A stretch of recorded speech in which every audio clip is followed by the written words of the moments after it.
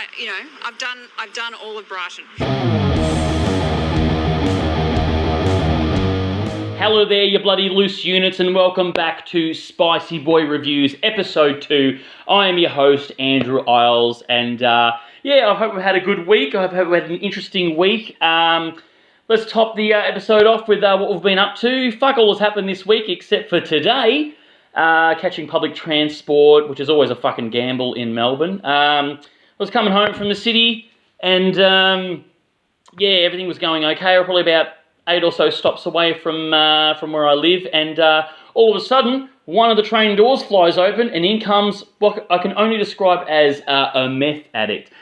She runs in and she starts screaming at a bloke sitting right towards the door, right there, minding his own fucking business, wearing his mask, social distancing, and she gets up there and starts berating him, going, "You fucking dog! I'm gonna fucking kill you! I'm gonna glue your balls to your fucking thigh! I'm gonna chuck a knife up your bum! I'm gonna get her too on the side! I'm gonna get the knife up fucking you-know-where!" And just going off. This went on for about, I don't know, probably about 30 seconds to a minute, which doesn't seem like long, but when a fucking ice addict is shouting at you, it seems like an eternity. Anyway, she calmed a little bit down and then started crying, sobbing to herself, and walked up to the other end of the carriage. Now, she decided to sit down, but who did she decide to sit down next to? Yeah, fucking this bloke. I don't know what it is about me. Maybe it's the tats, maybe it's the fucking long hair. I have no idea, but I'm a magnet for these people. And she sat down next to me. It was a row of 3 seats, and the only thing that was stopping her from sitting right next to me was my gym bag. And I'm sitting there fucking petrified, I'm going to be honest with you. She had a bag with her. I didn't know they had a knife in it. Who fucking knows? She's a loose unit at the highest order. Anyway, we're sitting there, and on the train, all I see up on the screen, usually what they do is they have like what suburb we're going to next. Now the screens have changed on the train. Now what they do is they've got like a little loading bar, and they're going, it creeps up to all the stations that you're going to and ticks them off as you go past the station. And I'm sitting there just fucking hanging on for dear life. I'm like, fucking please don't stab me. Please don't go after me. Let's just get through this, unless she hops off pretty fucking quickly. Now, it's getting to station to station to station, and my station's coming up. It's a couple more away, and I'm starting to shit myself because she hasn't fucking moved. She gets on the phone, on the blower again, and starts going off at someone on the other end. I'm pretty sure I heard the word Nan. So poor old Nan copped an earful from her. Anyway, I'm sitting there, and look, you're probably thinking, we'll just go to another carriage. But no, one, socially awkward. 2, what it is I'm sitting on a row of 3 seats, okay? And they're not the 3 seats that face another 3 seats facing you. This is 3 seats blocked off by another row, so your knees are up against the back of another seat. And I'm up against the window. My bag's in the middle. She's on the fucking aisle. The only way to get off the train is through her. Anyway, the stations are going, they're going. I'm like, oh, Jesus, please Christ, let her get off before me. No chance in hell. It comes up to my stop. I'm like, fuck, all right, I'm going to have to make a move. I grab my bag, I stand up, and I go, sorry, mate, I've just got to get out of here. And she's like, oh, sorry. No, that's fine, I can get out of your way. I'm like, thank God she's come to. She's all right.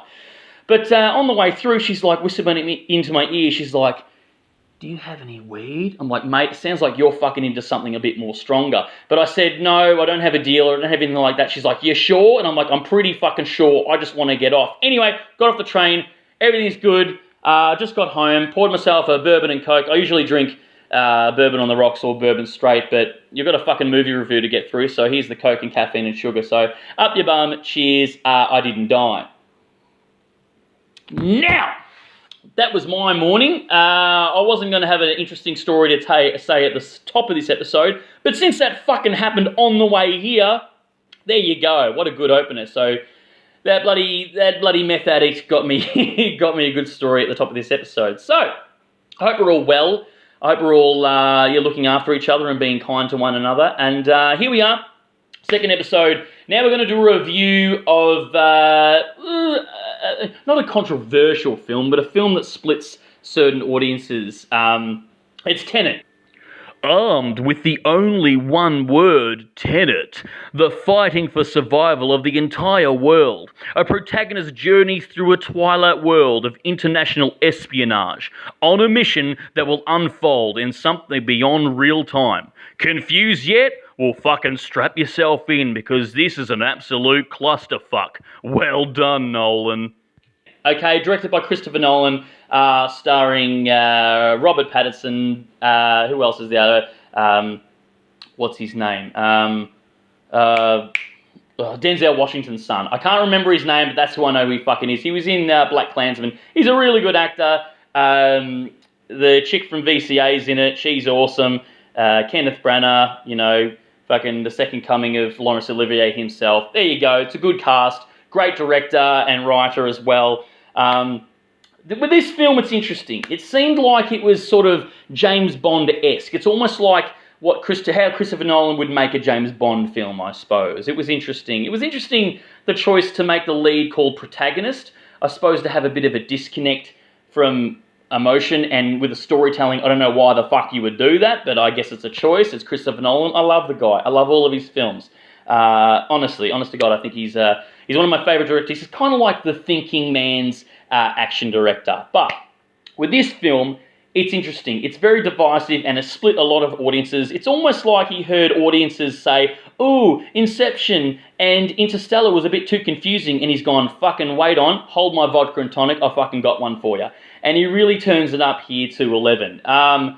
It's confusing to say the least. I was kind of on board a little bit to a certain point, and then it just fucking lost me. And I think if it was a bunch of characters that I actually gave two fucks about, I probably could have stayed on point. But the action was good. It was beautifully shot. Most of his earlier work, he used a DOP, cinematographer by the name of Wally Pfister, and they've done some great work together. Like, I'm pretty sure he did Memento, they did an Insomnia, pretty sure maybe Batman Begins, I'm not sure about the second one there. But Wally, good old Wally, he decided to go off on his own and become a director himself, and his directorial debut, I believe, was that Johnny Depp movie Transcendence, the one where he roots a computer or something. I'm not sure, I didn't fucking watch it.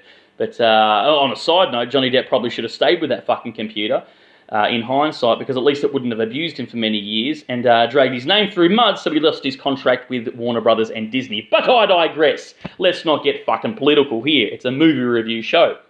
But yeah, the DOP works great. He's used a guy called Hoyte fucking Toity, I don't know, I didn't really pay much attention, but he's good. He's a cinematographer / DOP for Ad Astra, with a movie with Brad Pitt, sort of the watered-down version of Interstellar. So there you go, Interstellar B+. What else can I say about this movie? The dialogue, I think everyone's touched on this. It was just fucking way too low. Like the soundscape or the music score, whatever the fuck you want to call it, was dialed up to 11, and the dialogue was really down low, which is fucking stupid in my opinion, because this is a movie you've really got to pay attention to what they're saying, because I lost fucking track. I was on board for a little bit, but then it lost me. It's almost like all the characters sound like they're talking on a Peanuts cartoon, like all the adults, or their mouths full of 12 cocks or something. You can't hear a word they're fucking saying. And that was really annoying and distracted me, and it took me out of the movie. Again, it wouldn't have been so bad if I gave a fuck about the characters, but I really didn't. Also, the acting's good though, don't get me wrong. Also, it seemed like there were scenes that were missing from the movie, like segues to certain scenes, like we just jumped forward to certain things and went, fucking, hang on, how did we end up here? I have no fucking idea. And I didn't even know until after the film, or even towards the end talking to my partner about it, that the bad guy, fucking what's his name, Kenneth Branagh, he disappeared or something in the past, and then the future him came back. Fucked if I know, I wasn't even paying attention by that point. I really checked out. So it seemed like there was a lot of scenes, jointed scenes and segues missing there. So that was a bit fucking annoying. Now, the ending as well, these is kind of loose spoilers as well, so if you haven't seen the film yet, the fuck you doing? It's on streaming service, it's at the cinema. If you haven't seen it already, you're not going to see it, let's be honest. But anyway, the ending was a clusterfuck. I was like, what the fuck is happening? Okay, I turned to my partner in the cinema and I was like, who are they fighting? Who the fuck are they fighting? And she's like, honest to God, she's like, I think each other? I'm like, why? I mean, I guess it was a distraction from the bad guys burying some fucking future shit. I don't know. It's like, yeah, look, it's impressive. The action's great and all. It's great to see a building fucking implode, explode, fucking multiplode, and come back together and then explode again, and a car go in reverse and whatever. That's cool to look at. But what the fuck is the point of it? Like, I didn't get it. And then some characters are going forward and backwards then then forward again, I think, I don't know, stop paying attention. I was like, who are they fighting? It's a clusterfuck. I've lost control of this. I don't know what the hell's happening. I just want this fucking thing to be over already. And like waiting for some form of little twist at the end, which there kind of was, but you see it coming a fucking mile away. Again, I'll warn you, spoiler alert here, fucking Edward Cullen at the end was recruited by fucking Denzel Washington Jr.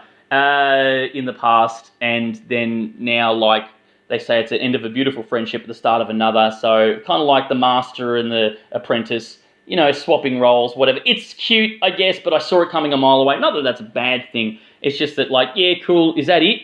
But then I got home and I started searching a couple of things on the internet, and there was a couple of other little nidbits that I missed, and Nolan hasn't necessarily said no to this. So, again, potential spoilers, don't know if it's fucking true or not, but the little kid that, Elizabeth Debicki, that's her name, the little kid that the mother has that she's trying to get back throughout the film could possibly be fucking Robert Pattinson's character at a younger age. It's good. I didn't really notice at the end. It would have been a nice little nod that maybe when he's walking off in the distance at the very end, protagonist is watching him and the mum walk off because he's going to be their protector now.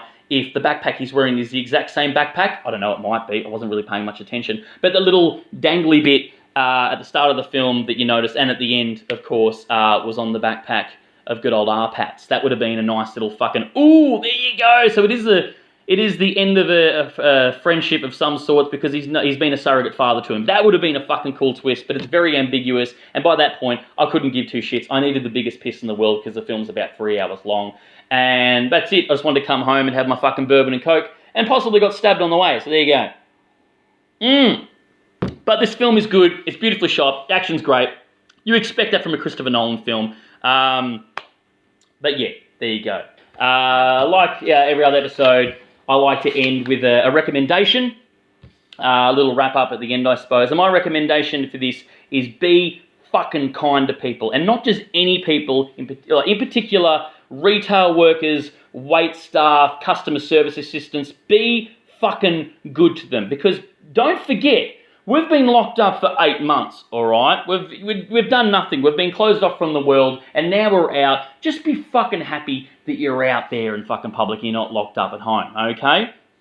Like, I've seen it already since, lockdown is lifted and restrictions are lifted and stuff like that. People have been complaining about their lattes are 5 minutes too late or something. Motherfucker, grow up, okay? You're out of the house. You're breathing fresh air. You haven't got COVID, God forbid. You're living your best fucking life, so shut up. Now, I'm specifically mainly talking to Karens and middle-aged white men, because you're the fucking worst offenders for this, I swear to God. You crusty old fucks who are like, haven't had a decent root in 20 years, taking all that aggression out in that poor fucking waiter, pull your fucking heads in. Seriously, you're the worst. Another one is like guys trying to, flex their muscle, flash the cash on their Tinder date by treating the wait staff like shit, thinking that's going to get you laid. Got a fucking inkling for you, mate. Got a little bit of piece of advice. She ain't going to root you. She's going to see you fucking, treat that wait staff like shit. And she's probably thinking to herself, Jesus, what is he going to do to me? So pull your fucking heads in, honest to God. Be nice, tip your waiter, be kind to one another. And these poor buggers probably haven't had JobKeeper all fucking year. So be nice to them, okay? Tip them if you can. Just be good. Be good, don't be an arsehole. Fucking pull your heads in. Sorry I'm going on a bit of a rant there, but Dad's angry. Anyway, I think that's it. Again, I like to keep these short and sweet. You bloody loose units. If you like Tenet, please comment below whether you liked it or not. What are your critiques of it? All that jazz. I love to hear from you, whether it's whatever you've got input about the movie Tenet, or even this video. I don't know. Please, again, like every other prick says on YouTube, click like, subscribe, hit the bell so that you can be notified. All that fucking, you know it. You fucking hear this all the time. You probably watch YouTube, day in and day out like me. Anyway, that's it, guys. Be kind to one another. Don't be an arsehole. Don't be a fuckwit. Pull your heads in. I love you all. And stay spooky, kids.